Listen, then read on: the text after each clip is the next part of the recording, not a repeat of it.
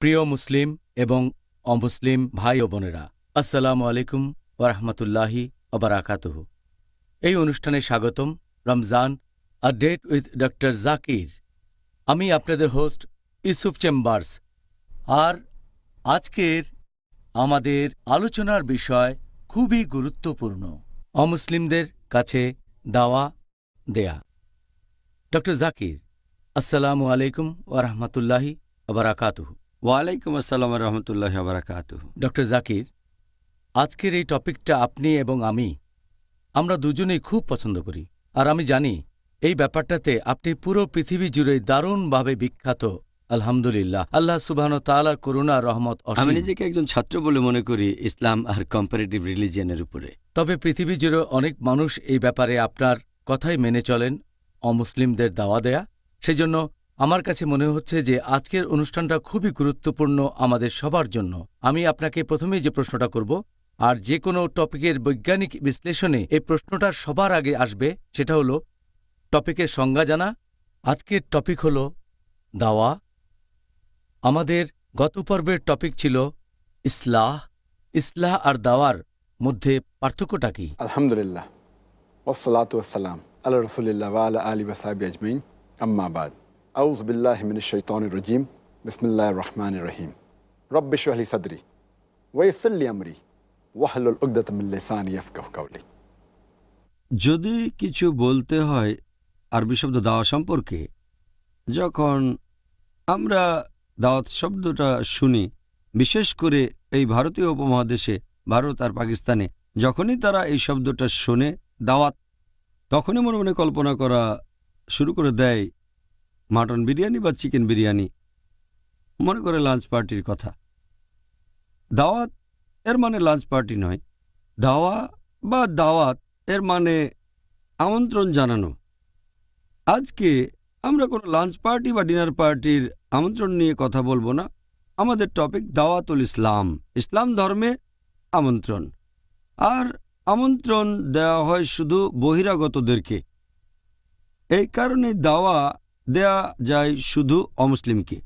যখন কোনো অমুসলিমকে ইসলাম ধর্ম সম্পর্কে জানাচ্ছি, ইসলামের দিকে আমন্ত্রণ জানাচ্ছি, এখানে আরবি শব্দটা হচ্ছে দাওয়া। আর আরবি শব্দ ইসলার মানে হচ্ছে মেরামত করা, এর মানে উন্নতি করা। যখন ইসলাম ধর্ম সম্পর্কে বলছি কোনো মুসলিমের কাছে, ইসলাম ধর্ম সম্পর্কে আরও তথ্য জানাচ্ছি, এখানে সঠিক শব্দটা হলো ইসলাহ, যদি একটার ক্ষেত্রে আরেকটা শব্দ ব্যবহার করা হয়। তবে নির্দিষ্ট করে বলতে গেলে ইসলাহ শব্দটা বোঝানো হয় যখন কোনো মুসলিমকে ইসলাম সম্পর্কে আরও তথ্য জানাচ্ছি। আর দাওয়া শব্দটা দিয়ে বোঝানো হয় যখন আমরা কোনো অমুসলিমের সাথে কথা বলে তাকে ইসলাম ধর্মের দিকে আমন্ত্রণ জানাচ্ছি। বাহ, সুন্দর। এই উত্তরের জন্য অনেক ধন্যবাদ। শুরুটা বেশ ভালোই হলো ইনশাআল্লাহ। এখন এই দাওয়া, যার অর্থ অমুসলিমদের কাছে প্রচার করা, এটা কি আবশ্যিক নাকি এটা সুন্নত? আপনি কি বলবেন? দাওয়া দেওয়ার ব্যাপারে যদি বলতে হয়, মুসলিমদের জন্য এটা হচ্ছে ফরজ, এটা আবশ্যিক। আল্লাহ পবিত্র কোরআনে বলেছেন, সূরা আলে ইমরান অধ্যায় নম্বর 3 আয়াত নম্বর 110, কুনতুম খায়রা উম্মাতিন উখরিজাত লিন-নাস। হে মুসলিম, তোমরাই শ্রেষ্ঠ উম্মত, মানবজাতির জন্য আবির্ভূত হয়েছ। আল্লাহ আমাদের সম্মান দিয়েছেন, তিনি আমাদের বলেছেন খায়রা উম্মাহ। দায়িত্ব পালন ছাড়া সম্মান পাওয়া যায় না। যখনই কোথাও সম্মান পাবেন, সেখানে আপনাকে কিছু দায়িত্ব পালন করতে হবে। যেমন ধরেন, কোনো স্কুলে প্রিন্সিপাল অন্য সব টিচারদের চেয়ে বেশি সম্মান পান, আবার টিচার একজন কেরানির চেয়ে বেশি সম্মান পান। একইভাবে প্রিন্সিপালের দায়িত্ব একজন টিচারের চেয়ে অনেক বেশি, আবার টিচারের দায়িত্ব কেরানির চেয়ে বেশি। দায়িত্ব পালন না করলে সম্মান পাওয়া যাবে না। কোরআনের এই আয়াতে আল্লাহ সুবহানাহু ওয়া তাআলা আমাদের সম্মান দিয়েছেন, আমাদের বলেছেন খায়রা উম্মাহ, অর্থাৎ শ্রেষ্ঠ উম্মত। আমাদের দায়িত্ব পালন করতে হবে না? উত্তরটা দেয়া আছে এই আয়াতেই। আল্লাহ বলেছেন, তা'মিরুনা বিল মা'রুফি ওয়া তানহাউনা আনিল মুনকার ওয়া তু'মিনুনা বিল্লাহ। কারণ তোমরা সৎ কাজের নির্দেশ দাও, অসৎ কাজে নিষেধ করো, আর আল্লাহকে বিশ্বাস করো।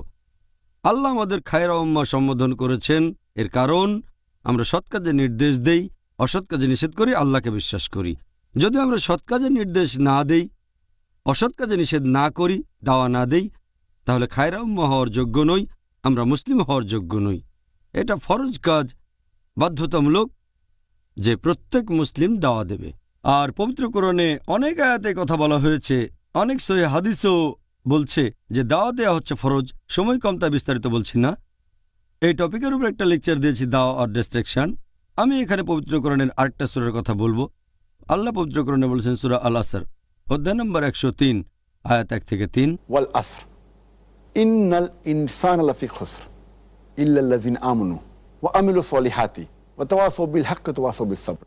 যার মানে হচ্ছে মহাকালের শপথ, মানুষ সবসময় ক্ষতিগ্রস্ত হয় তারা বাদে যারা ঈমান আনে, যারা সৎ কাজ করে, যারা মানুষকে সত্যের পথে আহ্বান করে, আর যারা মানুষকে ধৈর্য ও অধ্যবসায়ের পথে আহ্বান করে। এই সূরা আল আসর সম্পর্কে ইমাম শাফি বলেছেন যে যদি শুধুমাত্র এই সূরাটা নাজিল হতো তাহলে এটাই পুরো মানবজাতির দিক নির্দেশনার জন্য যথেষ্ট ছিল। এটাকে আরও বলা হয়েছে রাহে নিজাত, মুক্তিলাভের পথ। কোনো মানুষ যদি বেহেশতে যেতে চায় তার 4টা শর্ত পূরণ করতে হবে। 1 নম্বর ঈমান, 2 নম্বর আমালে সালিহাত মানে সৎ কাজ, 3 নম্বর ওয়াতাওয়াসা বিল হক মানুষকে সত্যের পথে আহ্বান করা মানে দাওয়া, আর ওয়াতাওয়াসা বিস সাবর ধৈর্য আর অধ্যবসায়ের পথে আহ্বান করা। এই 4টা শর্তের যে কোনো একটা যদি বাদ যায় তাহলে সাধারণ পরিস্থিতিতে সে মানুষ বেহেশতে যেতে পারবে না। সে হয়তো খুব ভালো মুসলিম, হয়তো 5 ওয়াক্ত নামাজ পড়ে, সে হয়তো যাকাত দেয়, হয়তো হজ পালন করেছে, কিন্তু সেই মুসলিম যদি দাওয়া না দেয় তাহলে সূরা আসর অনুযায়ী সে বেহেশতে যেতে পারবে না সাধারণ পরিস্থিতিতে। যদি আল্লাহ আপনাকে ক্ষমা করে বেহেশতে দাখিল করেন সেটা আল্লাহর ব্যাপার, কারণ আল্লাহ কোরআনে বলেছেন, এ সম্পর্কে আগেও বলেছি, সূরা নিসা অধ্যায় নম্বর 4 আয়াত 48, এছাড়াও সূরা নিসা অধ্যায় 4 আয়াত নম্বর 116, আল্লাহ চাইলে যে কোনো অপরাধ ক্ষমা করতে পারেন, তবে শিরক কখনোই ক্ষমা করবেন না, কারণ যে ব্যক্তি শিরক করেছে সে হলো বিপদগামী। আল্লাহ যদি আপনাকে ক্ষমা করেন দাওয়া না দেওয়ার পরও, আর আপনাকে বেহেশতে দাখিল করেন, সেটা আল্লাহর এখতিয়ারে। তবে সাধারণ পরিস্থিতিতে কোনো মানুষ বেহেশতে যেতে চাইলে তার জন্য দাওয়া দেওয়াটা ফরজ। শুধু দাওয়া দেওয়া নয়, 4টা শর্তই লাগবে। ঈমান, শুধু দাওয়া দিলে বেহেশতে যেতে পারবেন না, 4টাই লাগবে। ঈমান, সৎ কাজ, ওয়াতাওয়াসা বিল হক মানে দাওয়া, আর ওয়াতাওয়াসা বিস সাবর মানুষকে ধৈর্য আর অধ্যবসায়ের পথে আহ্বান করা। সেজন্য দাওয়া দেয়া প্রত্যেক মুসলিমের উপর ফরজ। একেবারে পরিষ্কার বলেছেন। এখন তাহলে আমরা দাওয়ার সংজ্ঞা জানলাম, আর জানলাম এটা আমাদের জন্য বাধ্যতামূলক। দাওয়া দেওয়ার সেরা পদ্ধতি কোনটা? কারণ এখন মুসলিমদের পরীক্ষা দেওয়ার সময় চলছে, আর সত্যি বলতে আমি জানি না যে 100 বছর আগেও মুসলিমদের এত পরীক্ষা দিতে হতো কিনা। তবে আমিও তখন এখানে ছিলাম না। তবে আমার মতে এখনকার এই কঠিন সময়ে এই ব্যাপারগুলো আমাদের জানা উচিত। ইসলাম ধর্মকে সব সময় মিডিয়া অপমান করছে, এটা খুবই সাধারণ একটা দৃশ্য। এখন আমরা যদি অমুসলিমদের কাছে দাওয়া দিতে চাই তাহলে সে ব্যাপারে সবচেয়ে ভালো পদ্ধতি কোনটা? দাওয়া দেওয়ার জন্য বিভিন্ন রকমের কৌশল বা বিভিন্ন পদ্ধতি আপনি ব্যবহার করে দেখতে পারেন, কিছু কম কার্যকরী আর কিছু বেশি কার্যকরী। সবচেয়ে কমন পদ্ধতি হচ্ছে যখনই একজন মুসলিম কোনো অমুসলিমকে দেখবে, সে তখন ইসলাম সম্পর্কে 100টা ভালো কথা বলবে। সেই অমুসলিমও হয়তো মানল ইসলাম সম্পর্কে যে 100টা মন্তব্য সবই ঠিক আছে, তারপরও কিছু কথা তার মাথার মধ্যে তখনও ঘুরে বেড়াবে। সে বলবে, আপনারা তো সেই মুসলিম যারা হলো মৌলবাদী, আপনারা তো সেই মুসলিম যারা সন্ত্রাসী, আপনারা তো সেই মুসলিম যারা একাধিক মহিলাকে বিয়ে করে, আপনারা তো সেই মুসলিম যারা মহিলাদের পর্দার ভেতরে রেখে অবমাননা করেন। মাথায় ঘুরে বেড়ানো এই চিন্তাগুলো তাদেরকে ইসলামের সৌন্দর্য বুঝতে বাধা দিয়ে থাকে। সেজন্য আমি কোনো অমুসলিমকে দেখলে তাকে সরাসরি জিজ্ঞেস করি, প্রথমে তাকে প্রশ্ন করি, আপনার মতে ইসলাম ধর্মের সমস্যাগুলো কি কি? সে আপনি যতটুকু জানেন, হতে পারে ভুল বা সঠিক, আপনার মতে ইসলাম ধর্মের সমস্যাগুলো কি কি? আর আপনাকে অভয় দিচ্ছি, ইসলামের সমালোচনা করতে পারেন, ইসলামকে আক্রমণ করতে পারেন, কোরআনের সমালোচনা করতে পারেন। এভাবে তাকে অভয় দিই যে আপনি চাইলে যে কোনো প্রশ্ন করতে পারেন, যে তার মত অনুযায়ী ইসলাম ধর্মের সমস্যাগুলো কি কি। আর অভয় দেওয়ার পরে সেই মুসলিম 4-5টা প্রশ্ন করবে। গত 15 বছরের বেশি সময় আমি দাওয়ার ফিল্ডে আছি। আমি দেখেছি যে ইসলাম ধর্ম সম্পর্কে অমুসলিমদের এরকম 20টার মতো খুবই কমন প্রশ্ন আছে। আর যখন কোনো অমুসলিমকে জিজ্ঞেস করছি যে তার মতে ইসলাম ধর্মের সমস্যা কি, সে 4টা কি 5টা প্রশ্ন করবার, আপনারা দেখবেন যে সেই প্রশ্নগুলো এই 20টা প্রশ্নের মধ্যে আছে। এখন এই 20টা কমন প্রশ্ন আবার তাদের মনে আসলো কোত্থেকে? মিডিয়া যেভাবে ইসলামকে তুলে ধরে তার ভিত্তিতেই বিভিন্ন সময়ে অমুসলিমদের মনে এই প্রশ্নগুলো এসেছে। আজকে আপনারা দেখবেন আন্তর্জাতিক মিডিয়া, আন্তর্জাতিক খবরের কাগজ, আন্তর্জাতিক ম্যাগাজিন, আন্তর্জাতিক রেডিও ব্রডকাস্ট স্টেশন, আন্তর্জাতিক স্যাটেলাইট চ্যানেল, সেখানে ইসলাম ধর্মকে ভুলভাবে প্রচার করা হচ্ছে। তারা ইসলাম সম্পর্কে মিথ্যে খবর তুলে ধরছে। মিডিয়া ইসলামকে কিভাবে তুলে ধরছে তার ভিত্তিতেই এই 20টা কমন প্রশ্ন বিভিন্ন সময়ে অমুসলিমদের মনে উদয় হয়েছে। 15-20 বছর আগে এই 20টা প্রশ্ন ছিল একটু আলাদা। হয়তো 10-15 বছর পরে এই প্রশ্নগুলো আবার বদলে যাবে। মিডিয়া যেভাবে ইসলামকে তুলে ধরছে তার ভিত্তিতে অমুসলিমদের মনে এই প্রশ্নগুলো জন্ম নিয়েছে। আমি সবসময় বলি, যদি প্রত্যেক মুসলিম এই সব প্রশ্নের উত্তর দিতে পারে যুক্তির সাহায্যে, অকাট্যভাবে এবং আধুনিক বিজ্ঞানের সাহায্যে, কোরআন হাদিস আর অন্যান্য ধর্মগ্রন্থের রেফারেন্স দিয়ে, তাহলে অমুসলিমরা ইসলাম গ্রহণ না করলেও অন্তত তাদের মনের ইসলাম সম্পর্কে বিদ্বেষটা কিছুটা কমাতে পারবেন। এটা সবচেয়ে সেরা পদ্ধতি। আমি এই টপিকের উপর একটা বই লিখেছি, অমুসলিমদের করা কমন প্রশ্নগুলোর উত্তর। যদি প্রশ্নগুলোর উত্তর মনে রাখেন, ইনশাআল্লাহ অমুসলিমদের মনে ইসলাম সম্পর্কে যে বিদ্বেষ আছে সেটা দূর করতে পারবেন। ইনশাআল্লাহ, সুন্দর বলেছেন। দর্শকরাও এতে যথেষ্ট উপকৃত হবেন। আপনি আমাদের অনেক কিছু জানালেন দাওয়া সম্পর্কে। আলহামদুলিল্লাহ, আশা করি আমরা যেন দাওয়ার ক্ষেত্রে এগিয়ে যেতে পারি ইনশাআল্লাহ। আপনি এই অমুসলিমদের কাছে দাওয়া দেওয়ার ব্যাপারে যতটা জানেন, পবিত্র কোরআনে অমুসলিমদের কাছে দাওয়া দেওয়ার ব্যাপারে কি কি ধরনের উপদেশ দেওয়া হয়েছে? কথা আগেও বলেছি, পবিত্র কোরআনের অনেক আয়াতে দাওয়া সম্পর্কে কথা বলা হয়েছে। অনেক আয়াতে বিভিন্ন পদ্ধতি আছে, তবে আমার মতে অমুসলিমদের কাছে দাওয়া দেওয়ার যে মাস্টার কি, এটা সূরা আলে ইমরান অধ্যায় নম্বর 3 আয়াত নম্বর 64 বলা হয়েছে, কুল ইয়া আহলাল কিতাব, বলো হে কিতাবীগণ, তাআলু ইলা কালিমাতিন সাওয়াইন বাইনানা ওয়া বাইনাকুম, এসো সেই কথায় যা আমাদের ও তোমাদের মধ্যে এক। প্রথম সাদৃশ্যটা কি?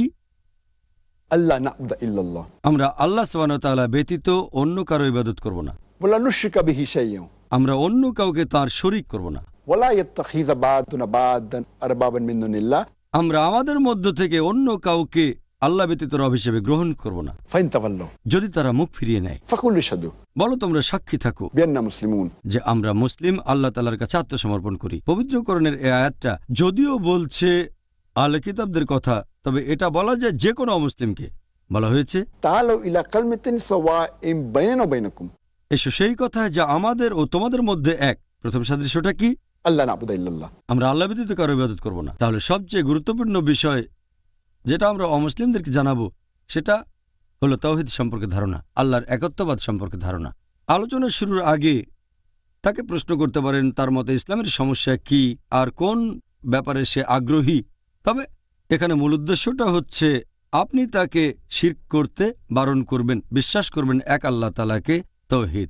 তাওহীদের ছায়ায় যদি না আসেন তাহলে দেওয়া হবে মূল্যহীন। অন্য বিষয় দিয়ে শুরু করতে পারেন, বৈজ্ঞানিক আবিষ্কার বা যেটা তাকে আকৃষ্ট করতে পারে, সাহিত্য অথবা ইতিহাস। তবে যদি তাকে তাওহীদের ধারণা না দেন, আল্লাহর একত্ববাদের কথা না বলেন, তাহলে দেওয়া হবে মূল্যহীন। আপনি তার শিরক করাকে বাধা দেবেন। সেজন্য আমি কোরআনের এই আয়াতটাকে বলি দাওয়া দেয়ার মাস্টার কি। কোরআনে আরও আয়াত আছে, যেমন সূরা নাহল অধ্যায় নম্বর 16 আয়াত নম্বর 125 বলা হয়েছে, উদু ইলা সাবিলি রাব্বিকা বিল হিকমা ওয়াল মাউযিজাতিল হাসানা ওয়াজাদিলুম বিল্লাতি আহসান, মানুষকে তোমার প্রতিপালকের কথা আহ্বান করো, সদুপদেশ ও হিকমত দ্বারা তাদের সাথে তর্ক করো, তাদের যুক্তি দেখাও সবচেয়ে উত্তম ও গ্রহণযোগ্য পন্থায়। এখানে আল্লাহ তাআলা আমাদের বলেছেন যে তোমরা দাওয়া দেবে হিকমা আর হুসনার সাথে, সবচেয়ে উত্তম আর গ্রহণযোগ্য পন্থায়। ওহ মাশাআল্লাহ, জাযাকাল্লাহ খায়ের, সুন্দর বলেছেন। এখন আপনি আমাদেরকে কি বলবেন, হিন্দু ভাই বোনদের কাছে কিভাবে দাওয়া দেব? হিন্দুদের কাছে দাওয়া দেওয়ার কথা যদি বলেন, এখানেও সে মাস্টার কি। সূরা ইমরান অধ্যায় নম্বর 3 আয়াত 64, তাআলু ইলা কালিমাতিন সাওয়াইন বাইনানা ওয়া বাইনাকুম, এসো সেই কথা যা তোমাদের ও আমাদের মধ্যে এক। প্রথম সাদৃশ্য কি? আল্লাহ না'বুদা ইল্লাল্লাহ, যে আমরা এক, আল্লাহ ব্যতীত অন্য কারো উপাসনা করি না। যদি কোনো হিন্দুকে জিজ্ঞেস করেন, কোনো সাধারণ হিন্দুকে, যে আপনি কতজন ঈশ্বরে বিশ্বাস করেন, কেউ বলবে 3 জন, কেউ বলবে 100 জন, কেউ বলবে 1000, আবার কেউ হয়তো বলবে যে সে বিশ্বাস করে 33 কোটি দেবদেবীকে। তবে যদি প্রশ্নটা করেন কোনো জ্ঞানী হিন্দুকে, যিনি তাদের ধর্মগ্রন্থ ভালো করে পড়েছেন, তিনি বলবেন যে হিন্দুদের উচিত কেবলমাত্র একজন ঈশ্বরে বিশ্বাস করা। সাধারণ হিন্দুরা যে ফিলোসফিতে বিশ্বাস করে সেটা হচ্ছে প্যান্থেইজম। প্যান্থেইজম মানে, সাধারণ হিন্দুরা মানে যে সবকিছু ঈশ্বর, গাছ ঈশ্বর, সূর্য ঈশ্বর, চাঁদ ঈশ্বর, তারপর মানুষ ঈশ্বর, সাপও ঈশ্বর। আমরা মুসলিমরা বিশ্বাস করি যে সবকিছু হলো ঈশ্বরের। ঈশ্বর শব্দের পর একটা শব্দ আছে এর। সবকিছুর মালিক হলেন ঈশ্বর। সূর্যের মালিক ঈশ্বর, চাঁদের মালিক ঈশ্বর, গাছের মালিক ঈশ্বর, মানুষের মালিক ঈশ্বর, সাপের মালিক ঈশ্বর। তাহলে মুসলিম আর হিন্দুদের মধ্যে প্রধান পার্থক্যটা হচ্ছে সাধারণ হিন্দুরা মানে যে সবকিছু ঈশ্বর, আমরা মুসলিমরা বিশ্বাস করি যে সবকিছু হলো ঈশ্বরের। ঈশ্বর তারপরে এর যোগ করতে হবে। তাহলে প্রধান পার্থক্য হচ্ছে এই এর শব্দটা। আমরা যদি এর শব্দটার সমাধান করতে পারি, হিন্দু আর মুসলিম আমরা একতাবদ্ধ হব। সেটা করব কিভাবে? তাআলাউ ইলা কালিমাতিন সাওয়াইন বাইনানা ওয়া বাইনাকুম। এসো সেই কথায় যা আমাদের ও তোমাদের মধ্যে এক। যদি আপনি হিন্দুদের বিভিন্ন ধর্মগ্রন্থ পড়ে দেখেন, এটা আছে ছান্দোগ্য উপনিষদে, অধ্যায় নম্বর 6, অনুচ্ছেদ 2, পরিচ্ছেদ 1। একম এভিদিত্যম। ঈশ্বর কেবলমাত্র একজন, দ্বিতীয় কেউ নেই।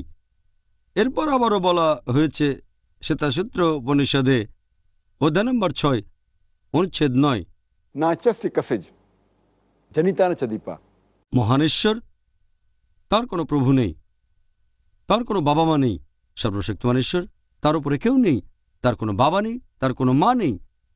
এরপর আরও আছে শ্বেতাসূত্র উপনিষদে, অধ্যায় নম্বর 4, অনুচ্ছেদ 19, না তস্য প্রতিমা আস্তি। মহানেশ্বর, তার কোনো প্রতিমা নেই। প্রতিমা একটা সংস্কৃত শব্দ যার মানে সর্বশক্তিমান ঈশ্বর, তার কোনো ইমেজ নেই, তার কোনো ফটোগ্রাফ নেই, তার কোনো ভাস্কর্য নেই, তার কোনো পেইন্টিং নেই। সর্বশক্তিমান ঈশ্বর, তার কোনো রকম প্রতিমূর্তি নেই। আর হিন্দু ধর্মগ্রন্থের মধ্যে সবচেয়ে বেশি যেটা পড়া হয় সেটা ভগবদ্গীতা। এটা ভগবদ্গীতায় আছে, অধ্যায় 7, অনুচ্ছেদ 20। জাগতিক আশা আকাঙ্ক্ষা যেসব মানুষের বিচার বুদ্ধিকে কেড়ে নিয়েছে তারা নকলেশ্বরের পূজা করে। তার মানে যেসব মানুষ আসলে বস্তুবাদী তারা নকলেশ্বরের উপাসনা করে। কিছু কমিউনিটিতে এটাকে বলা হয়েছে মূর্তি পূজা করা। আর হিন্দু ধর্মগ্রন্থগুলোর মধ্যে সবচেয়ে পবিত্র, সবচেয়ে খাঁটি হচ্ছে বেদ। বেদ আছে মোট 4টা, ঋগ্বেদ, যজুর্বেদ, সামবেদ আর অথর্ববেদ। এটা আছে যজুর্বেদে, অধ্যায় নম্বর 32, অনুচ্ছেদ 3, না তস্য প্রতিমা আস্তি। সর্বশক্তিমান ঈশ্বরের কোনো প্রতিমা নেই। প্রতিমার ব্যাপারে আগে বলেছি, এর মানে সর্বশক্তিমান ঈশ্বরের কোনো ইমেজ নেই, কোনো ভাস্কর্য নেই, কোনো ফটোগ্রাফ নেই, তার কোনো পেইন্টিং নেই। ঈশ্বরের উপরে এগুলো আরোপ করা যাবে না। আর এটার উল্লেখ আছে যজুর্বেদে, অধ্যায় 40, অনুচ্ছেদ 8, সর্বশক্তিমান ঈশ্বর হলেন নিরাকার এবং বিশুদ্ধ। এরপর যজুর্বেদ, অধ্যায় 40, অনুচ্ছেদ 9, अंधात्म प्रविशन्ति या असंभूति उपास्ते। অন্ধাত্মা সংস্কৃত মানে অন্ধকার, প্রবিশান্তি মানে প্রবেশ করা। এর মানে তারা অন্ধকারে প্রবেশ করছে যারা আসাম্বুতির পূজা করে। আসাম্বুতি মানে প্রাকৃতিক বস্তু যেমন আগুন, পানি, বাতাস। এরপর বলা হয়েছে তারা আরও বেশি অন্ধকারে প্রবেশ করছে যারা সাম্বুতির পূজা করে। এখানে সাম্বুতি মানে মানুষের তৈরি জিনিস, যেমন টেবিল, চেয়ার, মূর্তি ইত্যাদি। অনুচ্ছেদটা বলছে যারা প্রাকৃতিক জিনিসের পূজা করে যেমন আগুন, পানি, বাতাস, তারা অন্ধকারে প্রবেশ করছে। তারা আরও বেশি অন্ধকারে প্রবেশ করছে যারা বানানো জিনিসের পূজা করে। আর বেদগুলোর মধ্যে সবচেয়ে সেরাটা হচ্ছে অথর্ববেদ। এটা আছে অথর্ববেদে, গ্রন্থ নম্বর 20, অনুচ্ছেদ 58, পরিচ্ছেদ 3। देव महा अस्ति। নিশ্চয়ই সর্বশক্তিমান ঈশ্বর মহান। এখন এই সবগুলো বেদের মধ্যে সবচেয়ে পবিত্র আর সবচেয়ে বিশুদ্ধ হচ্ছে ঋগ্বেদ। ঋগ্বেদে বলা হয়েছে, গ্রন্থ নম্বর 1, অনুচ্ছেদ 164, পরিচ্ছেদ 46, एकम सत्य विप्र बहुधा वेदांते। সত্য একটাই, ঈশ্বর একজন, তবে জ্ঞানীরা তাকে ডেকে থাকেন বিভিন্ন নামে।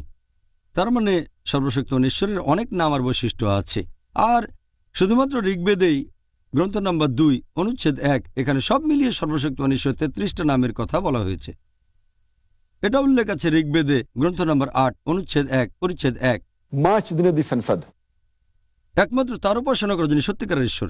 এরপর আছে ঋগ্বেদে, গ্রন্থ নম্বর 6, অনুচ্ছেদ 46, পরিচ্ছেদ 16, या एक इतमुश्ती ही। ঈশ্বর কেবল একজন, শুধু তার উপাসনা করো।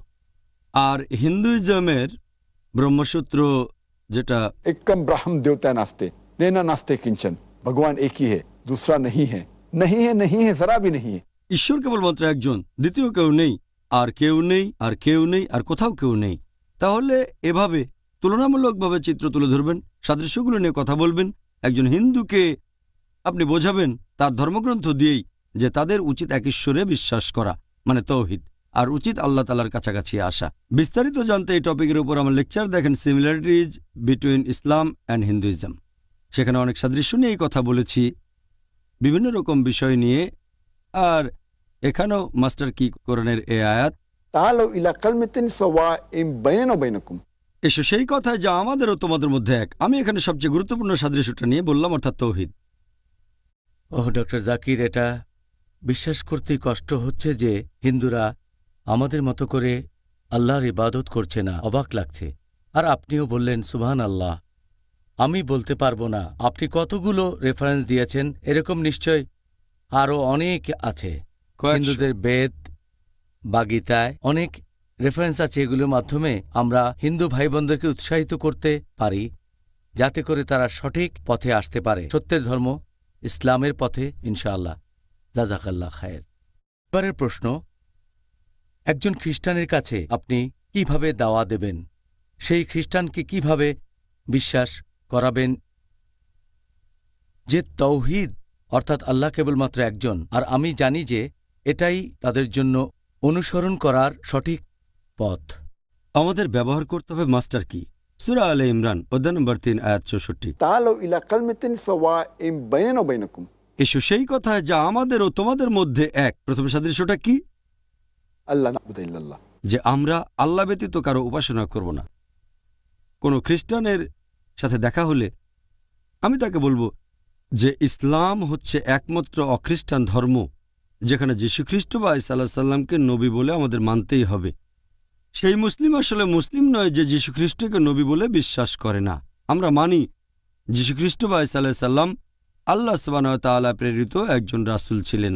আমরা মানি যে তিনি হলেন মসিহ অর্থাৎ খ্রিস্ট। আমরা মানি যে তিনি অলৌকিকভাবে জন্মেছিলেন কোনো পুরুষের হস্তক্ষেপ ছাড়াই। আমরা মানি তিনি আল্লাহর নির্দেশে জন্মান্ধ আর কুষ্ঠরোগীদের সুস্থ করেছিলেন। আমরা মানি যে তিনি আল্লাহর নির্দেশে মৃত মানুষকে জীবিত করেছিলেন। মুসলিম আর খ্রিস্টান আমরা এখানে এক।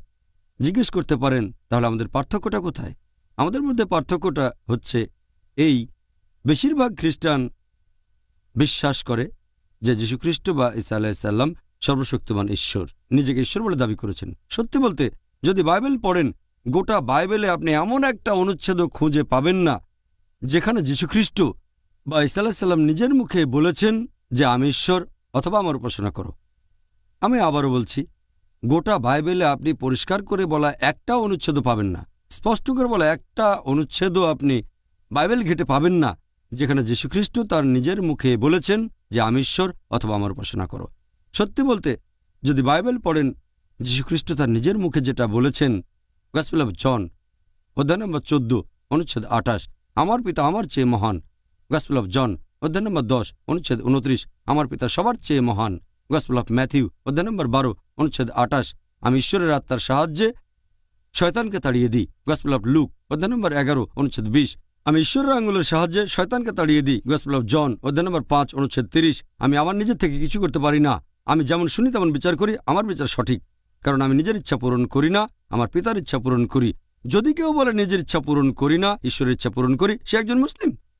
যীশুখ্রিস্ট বা ঈসা আলাইহিস সালাম বাইবেল অনুযায়ী ছিলেন একজন মুসলিম। এরপর আরও আছে বুক অব অ্যাক্টস অধ্যায় নম্বর 2 অনুচ্ছেদ 22, হে ইসরায়েলবাসী তোমরা সবাই শোনো, নাজারেত শহরের যিশু তোমাদের মধ্যে ঈশ্বর কর্তৃক মনোনীত একজন মানুষ, ঈশ্বর তাকে দিয়ে অনেক অলৌকিক কাজ করাবে না, তোমরা তার সাক্ষী থাকবে। ঈশ্বর কর্তৃক মনোনীত মানুষ, সে অনেক অলৌকিক কাজ করবে, ঈশ্বর তাকে দিয়ে করাবেন, তোমরা তার সাক্ষী থাকবে। একবার যীশুখ্রিস্টকে এটা নিয়ে প্রশ্ন করা হলো, এটা আছে গসপেল অফ মার্ক অধ্যায় নম্বর 12 অনুচ্ছেদ 29, তাকে প্রশ্ন করা হলো যে ঈশ্বরের প্রথম নির্দেশটা কি। যীশুখ্রিস্ট সেই কথাটাই বললেন যেটা বলেছিলেন মুসা আলাইহিস সালাম। এটা আছে বুক অব ডিউটেরোনমিতে অধ্যায় নম্বর 6 অনুচ্ছেদ 4, তিনি বললেন, शमा इज़राइलो अदनल हिन्नो अदनल खद। হে ইসরায়েলবাসী, ঈশ্বর আমাদের প্রভু কেবলমাত্র একজন। ওহ মাশাআল্লাহ, জাযাকাল্লাহ খায়ের, সুন্দর বলেছেন। ডক্টর জাকির, ইসলাম ধর্মে তৌহিদের পর সবচেয়ে গুরুত্বপূর্ণ বিষয় কোনটা, যেটা আমরা অমুসলিমদের কাছে প্রচার করব তাদেরকে দাওয়া দেওয়ার সময়? তাওহীদের পর ইসলাম ধর্মে সবচেয়ে গুরুত্বপূর্ণ বিষয় হচ্ছে রিসালাত, তার মানে সর্বশেষ ও চূড়ান্ত নবী মুহাম্মদ সাল্লাল্লাহু আলাইহি সাল্লামকে বিশ্বাস করা।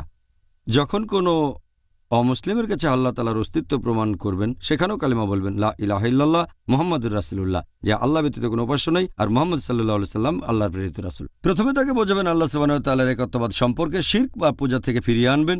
এরপর তার সামনে প্রমাণ করবেন যে মুহাম্মদ সাল্লাল্লাহু আলাইহি সাল্লাম সর্বশেষ ও চূড়ান্ত নবী। আমি একটা লেকচার দিয়েছিলাম, মুহাম্মদ সাল্লাল্লাহু আলাইহি সাল্লাম ইন ভেরিয়াস রিলিজিয়াস স্ক্রিপচার্স। সময় কম, এখানে বিস্তারিত বলছি না, শুধু কয়েকটা রেফারেন্স দিচ্ছি। পুরো উদ্ধৃতিগুলো বলছি না, শুধু রেফারেন্সগুলো বলছি।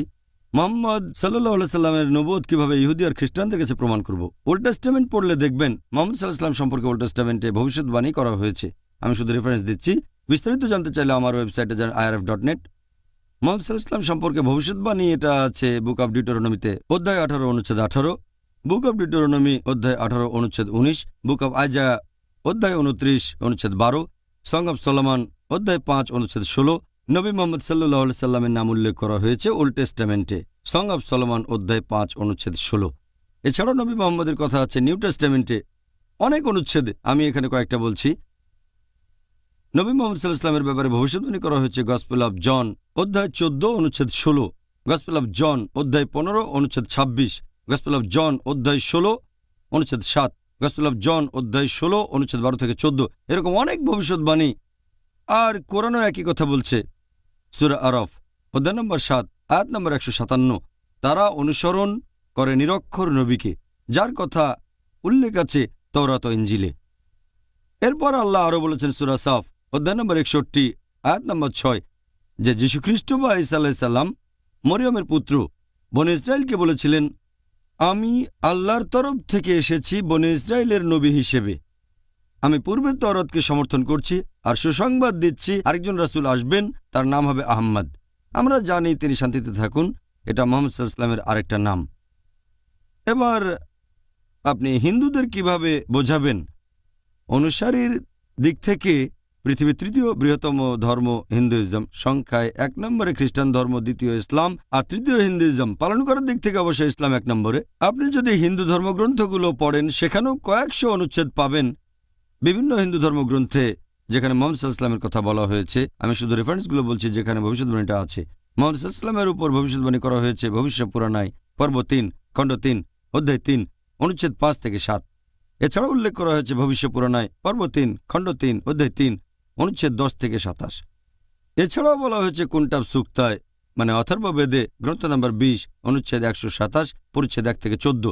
এছাড়াও বলা হয়েছে অথর্ববেদে গ্রন্থ নম্বর 20 অনুচ্ছেদ 21 পরিচ্ছেদ 6। এছাড়াও আছে অথর্ববেদে গ্রন্থ নম্বর 20 অনুচ্ছেদ 21 পরিচ্ছেদ 7। নবী মুহাম্মদ সাল্লাল্লাহু আলাইহি সাল্লামের কথা আছে ঋগ্বেদে গ্রন্থ নম্বর 1 অনুচ্ছেদ 53 পরিচ্ছেদ 9। আর এভাবে আমি অনেক রেফারেন্স দিতে পারি। এরকম গুরুত্বপূর্ণ একটা হচ্ছে কল্কি অবতার সম্পর্কে ভবিষ্যৎবাণী। এটা আছে কল্কি পুরাণায় অধ্যায় নম্বর 2 অনুচ্ছেদ 5 অনুচ্ছেদ 7 অনুচ্ছেদ 9 অনুচ্ছেদ 11 অনুচ্ছেদ 15। এখানে সবকিছু একেবারে বিস্তারিত বর্ণনা দেওয়া হয়েছে। যেমন ধরেন মুহাম্মদ সাল্লাল্লাহু আলাইহি সাল্লামের বাবা, তাকে এখানে বলা হয়েছে বিষ্ণু ইয়াস, অনুবাদ করলে হবে আল্লাহর দাস, আরবি করলে আব্দুল্লাহ, তার মানে মুহাম্মদ সাল্লাল্লাহু আলাইহি সাল্লামের বাবা। আমাদের নবীর মায়ের নাম আমেনা, অর্থাৎ যে সব সময় শান্তিতে থাকে। বলা হয়েছে তিনি জন্ম নেবেন শান্তির শহরে, তার মানে মক্কা। তিনি জন্ম নেবেন এই শহরের প্রধান ব্যক্তির ঘরে, তার মানে কুরাইশ গোত্রে জন্ম নেবেন। তার থাকবে 4 জন ঘনিষ্ঠ সহচর, তার মানে খোলাফায়ে রাশেদিন। আরও আছে অনেক যুদ্ধক্ষেত্রে ফেরেশতা সাহায্য করবে। এর উপর একটা লেকচার দিয়েছি মুহাম্মদ সাল্লাল্লাহু আলাইহি ওয়াসাল্লাম ইন হিন্দু স্ক্রিপচার্স। এভাবে আপনি একজন হিন্দুকে বোঝাতে পারেন, বৌদ্ধকেও বোঝাতে পারেন যে মুহাম্মদ সাল্লাল্লাহু আলাইহি ওয়াসাল্লামের নাম আছে বৌদ্ধ ধর্মগ্রন্থে, পার্সি ধর্মগ্রন্থে, পৃথিবীর অন্যান্য ধর্মগ্রন্থও আছে। প্রথমটা তাওহীদ আর দ্বিতীয়টা হচ্ছে মুহাম্মদ সাল্লাল্লাহু আলাইহি সাল্লাম। সাল্লাল্লাহু আলাইহি সাল্লাম। সুবহানাল্লাহ। এই উত্তরের মাধ্যমে আমরা অনেক কিছু জানতে পারলাম, আর আমরা পরবর্তীতে কোনো এক সময় আমরা অন্যান্য কিছু ধর্ম নিয়ে আলোচনা করব। এখানে যেমন প্রথমে আলোচনা করলাম খ্রিস্টান ধর্ম নিয়ে, তারপর হিন্দুইজম, তারপর অন্যান্য ধর্ম, যে এই অমুসলিম ভাই বোনদের কীভাবে বোঝাবো তাদের জাতি, ধর্ম, বর্ণ যাই হোক না কেন যে আমরা সবাই ইবাদত করব আল্লাহ সুবহানাহু ওয়া তাআলার। আল্লাহ তাআলা যেন সঠিক পথে পরিচালিত করেন ইনশাআল্লাহ। আপনি বললেন যে কোরআনের ৩ নম্বর অধ্যায় ৬৪ আয়াত, আপনার মতে এটাই হলো মাস্টার কি বা মূল চাবিকাঠি অমুসলিমদের কাছে দাওয়া দেওয়ার ক্ষেত্রে। এই আয়াতটা কিভাবে ব্যবহার করব যখন আমরা দাওয়া দেব কোনো নাস্তিককে? পবিত্র কোরআনের সূরা আল ইমরান বলছে, তাআলাউ ইলা কালিমাতিন সাওয়াইন বাইনা বাইনাকুম, এসো সেই কথায় যা আমাদের ও তোমাদের মধ্যে এক। প্রথম সাদৃশ্যটা কি? আল্লাহ না'বুদা ইল্লাল্লাহ। আমরা আল্লাহ ব্যতীত কারো উপাসনা করি না। এই মাস্টার কি নাস্তিকের বেলায় কিভাবে ব্যবহার করব? এটা মাস্টার কি হলে তো অমুসলিমদের সবার ক্ষেত্রে এটা কাজ করবে। সেই অমুসলিম কোনো ধর্ম আর ঈশ্বরে বিশ্বাস করতে পারে, নাও করতে পারে। এখন একজন নাস্তিককে কিভাবে আমি দাওয়া দেব? আমি প্রথমে যেটা করব, কোনো নাস্তিককে দেখলে তাকে অভিনন্দন জানাবো। ভাবতে পারেন নাস্তিককে অভিনন্দন জানাবো কেন? এর কারণ হচ্ছে বেশিরভাগ মানুষ অন্ধভাবে বিশ্বাস করে, অন্ধভাবে তাদের বাপদাদাকে অনুসরণ করতে থাকে। কেউ খ্রিস্টান কারণ তার বাবা খ্রিস্টান, কেউ হিন্দু কারণ তার বাবা হিন্দু, আবার অনেকে মুসলিম কারণ তাদের বাবা মুসলিম। এখানে এই নাস্তিক চিন্তা করেছে তার বাবার হয়তো একটা ধর্মীয় পরিচয় আছে, কিন্তু সে বলে আমি এমন ঈশ্বরকে মানি না যে দুর্বল, যার ক্ষুধা লাগে, যাকে হত্যা করা যায়, এজন্য সে ঈশ্বরে বিশ্বাস করে না। এই নাস্তিককে আমি অভিনন্দন জানাবো, তার কারণ হচ্ছে সে অলরেডি ইসলামী ধর্মবিশ্বাসের শাহাদার অর্ধেক বলে ফেলেছে, লা ইলাহা, কোনো উপাস্য নেই। এখন আমাকে প্রমাণ করতে হবে ইল্লাল্লাহ, আল্লাহ ব্যতীত, সেটা আমি করবো ইনশাল্লাহ। অন্য মুসলিমের জন্য আমার কাজটা প্রায় দ্বিগুণ। প্রথমে তাদের সামনে প্রমাণ করতে হবে তারা যে ঈশ্বরের উপাসনা করে সেটা ভুল, তারপর তাদের সামনে প্রমাণ করব যে আল্লাহ সুবহানাহু ওয়া তাআলা আছেন, আর এখানে অর্ধেক কাজ হয়ে গেছে। সে অলরেডি বলে ফেলেছে কোনো উপাস্য নেই, লা ইলাহা। তাহলে সে ইসলামী ধর্মবিশ্বাসের শাহাদার প্রথম অংশ অলরেডি বলে ফেলেছে। আমার অর্ধেক কাজ হয়ে গেছে, আমাকে এখন বাকি অংশ প্রমাণ করতে হবে, মানে ইল্লাল্লাহ। আর তারপরে মুহাম্মদ রাসূলুল্লাহ, মুহাম্মদ সাল্লাল্লাহু আলাইহি ওয়াসাল্লাম আল্লাহর রাসূল। আর আমি একটা লেকচার দিয়েছি, is the Quran God's word. এই লেকচারে আমি দেখিয়েছি যে কিভাবে নাস্তিকের কাছে আল্লাহ সুবহানাহু ওয়া তাআলার অস্তিত্ব প্রমাণ করব। এখানে সময় কম, বিস্তারিত বলছি না, তবে বিজ্ঞান দিয়ে প্রমাণ করতে পারেন। আমি কয়েকটা পয়েন্টের কথা বলছি। একজন নাস্তিককে প্রশ্ন করেন, তাকে কোনো একটা যন্ত্র দেখালেন যেটা পৃথিবীর কোনো মানুষ আগে দেখেনি। তাকে প্রশ্ন করেন যে আপনাকে আগে কোন মানুষটা এ ব্যাপারে সঠিকভাবে বলতে পারবে যে যন্ত্রটা কিভাবে কাজ করে? সে একটু চিন্তা করে আপনাকে বলবে এটার স্রষ্টা।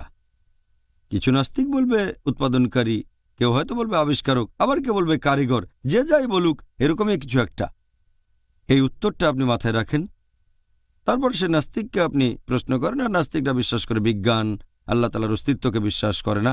এবার তাকে প্রশ্ন করেন আমাদের এই বিশ্বজগৎ সৃষ্টি হলো কিভাবে?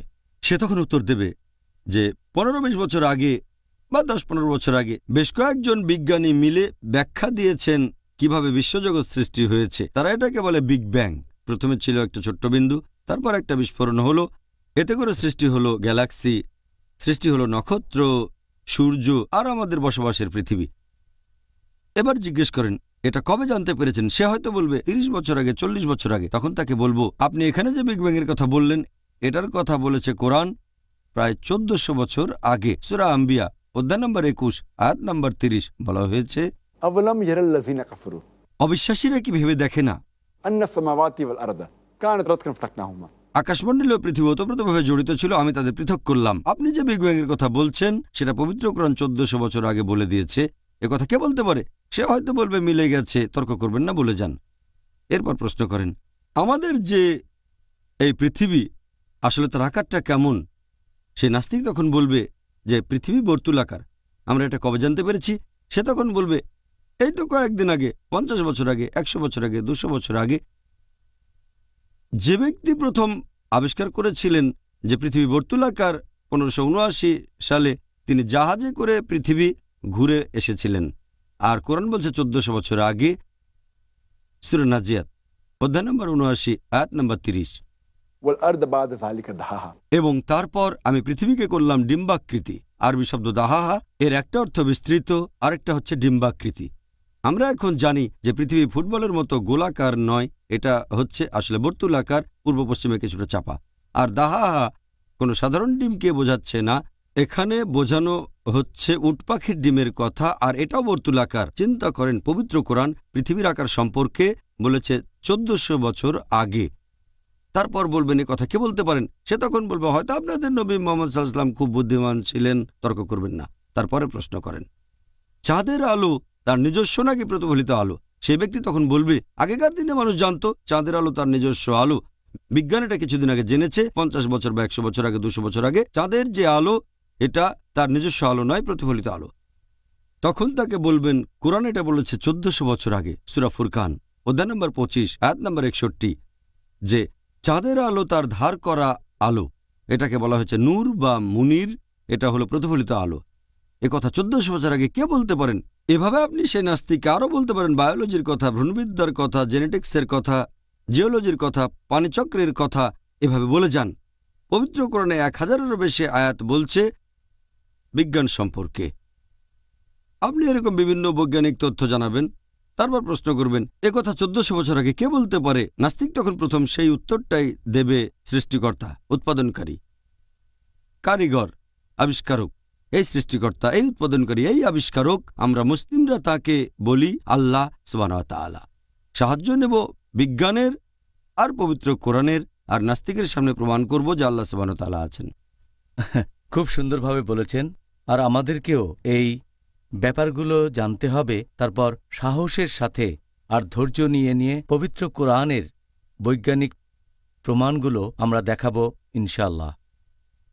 তো ডক্টর জাকির, আমার মনে হয় এগুলো বাদেও এমন আরও কিছু আমাদের প্রচার করা উচিত অমুসলিমদের কাছে। এই ব্যাপারে কি আপনি আমাদের কিছু বলবেন? এই দুটো হলো সবচেয়ে গুরুত্বপূর্ণ বিষয়। কেউ এতে আপত্তি জানাবে না যে 1 নম্বর তাওহীদ, 2 নম্বর মুহাম্মদ সাল্লাল্লাহু আলাইহি সাল্লাম। এটা নিয়ে মতভেদ থাকতে পারে যে তৃতীয়, চতুর্থ, পঞ্চম অবস্থানে কি। তৃতীয়টা হচ্ছে পরকালের জীবন, মুক্তি লাভ করা। তারপর বলতে পারেন নামাজের কথা, বলতে পারেন জাকাত, বলতে পারেন রমজান মাসে রোজা রাখার কথা, বলতে পারেন হজ পালনের কথা। এক কথায় যখন অমুসলিমের সাথে কথা বলবো, প্রথম বোঝার চেষ্টা করব তার আগ্রহটা কোন বিষয়ের দিকে। সাহিত্যে যদি আগ্রহ হয় তাহলে সাহিত্য নিয়ে বলেন, বিজ্ঞানে আগ্রহ থাকলে বিজ্ঞান সম্পর্কে বলেন। আপনি শুরুতেই ভুল ধারণাগুলো দূর করার চেষ্টা করবেন, তারপর দেখবেন সে আগ্রহ পাচ্ছে কোন বিষয়ে। তারপর আগ্রহ যেদিকে সেদিক নিয়ে বলেন। হয়তো সে বিজ্ঞানী, তখন বলবো কোরআন এবং আধুনিক বিজ্ঞান নিয়ে। তাকে সেই বিষয়গুলো বোঝানোর চেষ্টা করব যেগুলো সে পছন্দ করে। তারপর আলোচনা করব তাওহীদ, রিসালাত আর অন্যান্য বিষয়।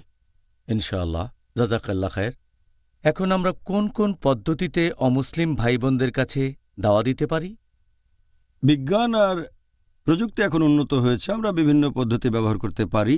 তার একটা সরাসরি মানুষকে দাওয়া দেয়া, একজনের সাথে আলোচনা বা কোনো পাবলিক লেকচার দেয়া, এগুলো কমন পদ্ধতি। আমরা আরেকটা মাধ্যম ব্যবহার করতে পারি, সেটা হচ্ছে প্রিন্ট মিডিয়া। সেটা হতে পারে কোনো সাময়িক পত্রিকা, সাময়িক না হলে বুকলেট, বইপত্র, প্যাম্পলেট, সাময়িক হলে ম্যাগাজিন, নিউজ লেটার, হতে পারে দৈনিক, সাপ্তাহিক, মাসিক, অথবা হতে পারে ত্রৈমাসিক, বার্ষিক। প্রিন্ট মিডিয়া ছাড়াও পাচ্ছি অডিও মিডিয়া, হতে পারে অডিও ক্যাসেট বা সিডি, ড্যাট। হাঁটতে হাঁটতে ওয়াকম্যানে শুনতে পারেন, অথবা অফিসে কাজের ফাঁকে ইসলামের বাণী প্রচার করবেন লেকচারের মাধ্যমে, যেটা থাকবে অডিও টেপ, সিডি ইত্যাদিতে। ব্যবহার করতে পারেন একজন মানুষের ক্ষেত্রে, অথবা কোনো অফিসে যেখানে লোকজন আছে, অথবা পার্টি বা ফাংশনে প্রচার করেন রেডিওর মাধ্যমে, ব্যাপ্তিটা বড় হবে। তৃতীয় হলো ভিডিও মিডিয়া, হতে পারে video cassette, video tape, CD, DVD. আরও উপরের স্তরে হতে পারে কেবল টিভি অথবা স্যাটেলাইট চ্যানেল। চতুর্থ হলো ইন্টারনেট বা ইনফরমেশন টেকনোলজি, ওয়েবসাইটের মাধ্যমে, ইমেলের মাধ্যমে একজনের সাথে আলোচনা বা পাবলিক লেকচার দেওয়ার পাশাপাশি দাওয়া দেওয়ার জন্য এই 4টা মাধ্যমকে ব্যবহার করতে পারি। ওকে, জাযাকাল্লাহ খায়ের। ডক্টর জাকির সুন্দর বলেছেন। এই বিভিন্ন পদ্ধতি বা মাধ্যমগুলির সুবিধা আর অসুবিধাগুলো কি, যে মাধ্যমগুলির সাহায্যে অমুসলিমদের কাছে দাওয়া দেব? এই মাধ্যমগুলোর কিছু সুবিধা আছে, অসুবিধাও আছে। যেমন ধরেন, কোনো কিছু মনে রাখার ব্যাপারে যদি বলি, এখনকার বৈজ্ঞানিক গবেষণা আমাদের বলে যখন আমরা কোনো কিছু পড়ে থাকি, একজন সাধারণ মানুষ সে যা পড়েছে তার 10% মনে রাখতে পারে। সে যখন কোনো কিছু শোনে, সাধারণত যা শুনেছে তার 20% মনে রাখতে পারে। এরপর যখন সেই মানুষ কোনো কিছু দেখে তখন সে যা দেখেছে তার প্রায় 30% মনে রাখতে পারে।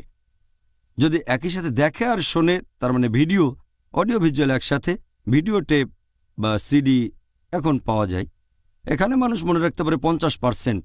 তাহলে মনে রাখার ব্যাপারে সবচেয়ে শক্তিশালী মাধ্যম ভিডিও, অডিও ভিডিও একসাথে, এরপরে শুধু ভিজুয়াল, এরপরে কিছু শোনা, আর সব শেষে হচ্ছে পড়া। এই মাধ্যমগুলোর সুবিধা আর অসুবিধার কথা যদি বলেন, প্রিন্ট মিডিয়া যদিও মনে থাকে মাত্র 10%, এটা বহন করা যায়। আপনি হয়তো ট্রেনে আছেন অথবা বাসে অথবা কোনো গাড়িতে, যেখানেই থাকেন খুব সহজেই বহন করতে পারবেন। তবে একই সময়ে মাত্র একজন পড়তে পারবে, অথবা উঁকি ঝুঁকি দেওয়া হয়তো আরও 2-1 ব্যাস।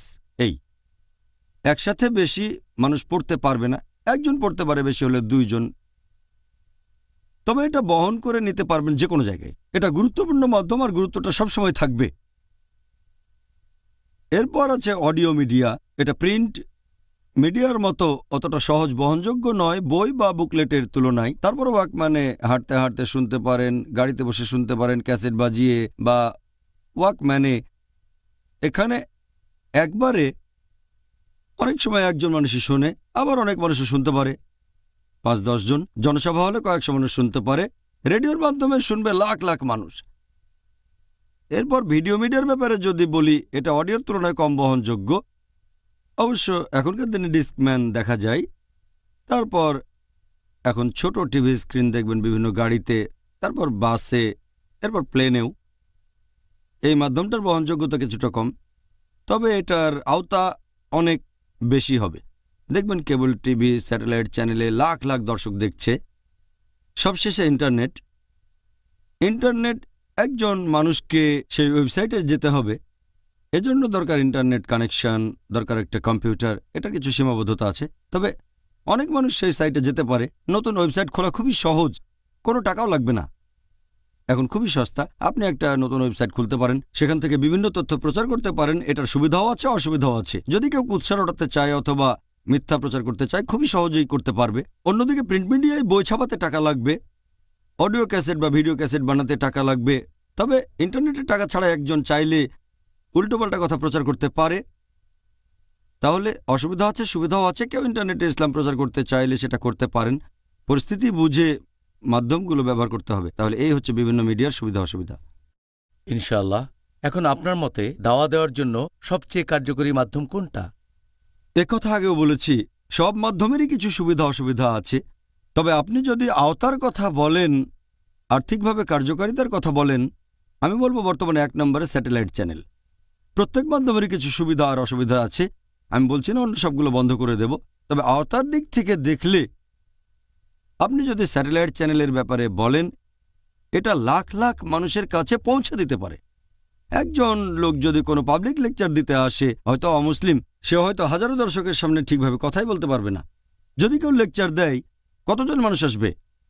100, 100, 1000, 2000, 10,000, কতজন? আমার লেকচারে সবচেয়ে বেশি দর্শক হয়েছিল 10 লাখ মানুষ।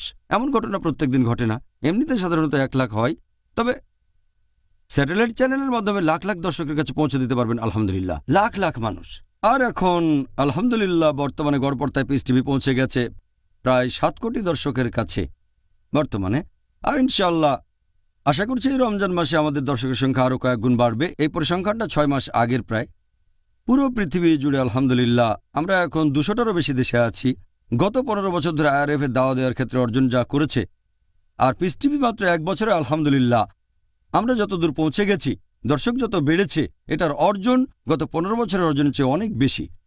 তাহলে স্যাটেলাইট চ্যানেলের কার্যকারিতা অনেক বেশি। আর খরচের কথাটা যদি আপনি চিন্তা করেন, যে টাকা ব্যয় হয়েছে সেটাকে পিস টিভির দর্শকের সংখ্যা দিয়ে ভাগ দেন, সেটা হয়তো মাসে মাত্র 5 সেন্টের মতো। এখন হয়তো দর্শক প্রতি 2 সেন্টেরও কম হয়ে যাবে। সেটা দারুণ সস্তা, খুবই অল্প, সেজন্য এটার কার্যকারিতা বেশি। সুবহানাল্লাহ। জাযাকাল্লাহ খাইর ডক্টর জাকির। দাওয়ার উপরে এই ক্র্যাশ কোর্সের জন্য রমজান মাসে দাওয়া দেয়া, এতে করে উপকার পেয়েছেন আমাদের পিস টিভির দর্শক ভাই বোনেরা, আর পাশাপাশি আমিও। মুসলিম অমুসলিম ভাই ও বোনেরা, আপনাদের সবাইকে অনেক ধন্যবাদ। আশা করি আজকের এই তথ্যগুলি আপনারা কাজে লাগাবেন। আবার দেখা হবে আগামীকাল ইনশাআল্লাহ। আর সেদিন আমাদের আলোচনার টপিক হবে কাজা রোজা, ফিদিয়া এবং রোজার কাফারা। দেখা হবে আগামীকাল। আসসালামু আলাইকুম ওয়া রাহমাতুল্লাহি ওয়া বারাকাতুহু।